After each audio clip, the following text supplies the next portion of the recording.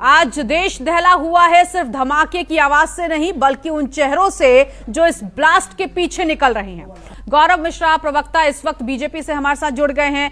गौरव जी, कहां है आपका जीरो टॉलरेंस टेरर? आपने प्रफुल्ल बख्शी साहब को भी सुना और वो वाकई जो बता भी रहे हैं कि ये स्लीपर सेल आम नागरिकों की तरह जीते हैं, आम नागरिकों की तरह रहते हैं और ये हर बॉडीज में हैं, ये हर जगह मिल जाएंगे और इसका एक प्रमाण मिल चुका है। डॉक्टरों के भेष में ये रह रहे हैं, लोगों के बीच ये आम जिंदगियां जो हैं उनके बीच में रह रहे हैं, विस्फोटक सामग्री अपने मकान पर रख रहे हैं।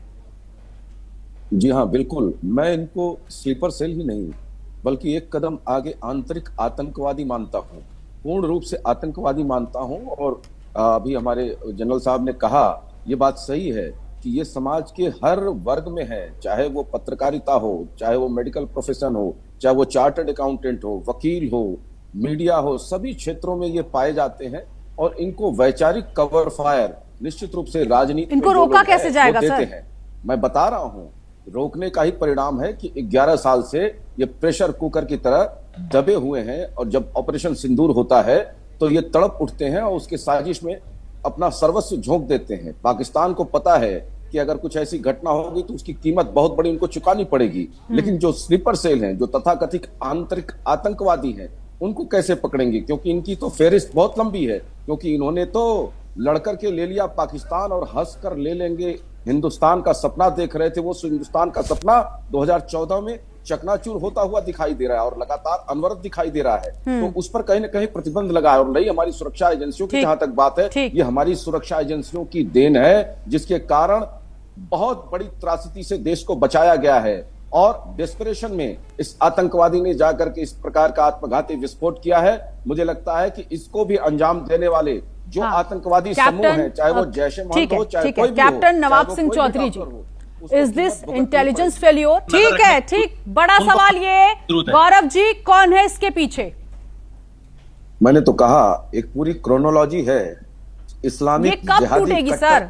कट्टर और भी ब्लास्ट होने हैं और भी लहूलुहान और भी लोगों की जान जाएगी तब?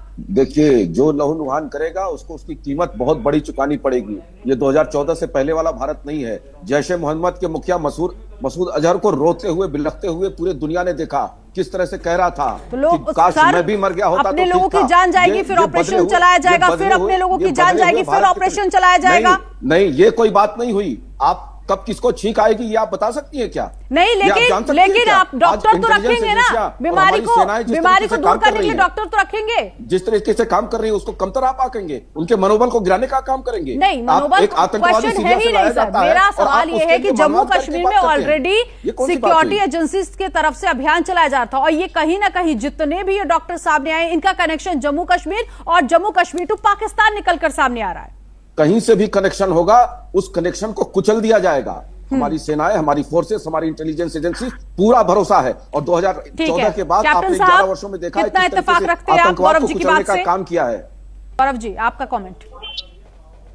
देखिए, मुझे लगता है कि अब इस नैरेटिव से बाहर निकलना चाहिए। जब कोई आतंकवादी घटना होती है तो किस तरीके से हमारी एजेंसीज के ऊपर ठिकरा फोड़ा जाता है। जब कोई आतंकवादी बाहर से लाया जाता है तो उसके मानवाधिकार की चर्चा होने लगती है। जब मुंबई ब्लास्ट के, ट्रेन ब्लास्ट के आरोपियों को छोड़ा जाता है तो कहीं न कहीं न्यायपालिका पर भी प्रश्न उठता है। तो ये जो माइंडसेट है, ये जो इकोसिस्टम है आतंकियों को कवर फायर देने का, इससे बाज आना चाहिए। हमारी एजेंसियां बहुत कठिन परिश्रम करती हैं देशवासियों को सुरक्षा प्रदान करने के लिए और 140 करोड़ से अधिक की आबादी को, एक एक व्यक्ति को मॉनिटर करना ये कदापि संभव नहीं है।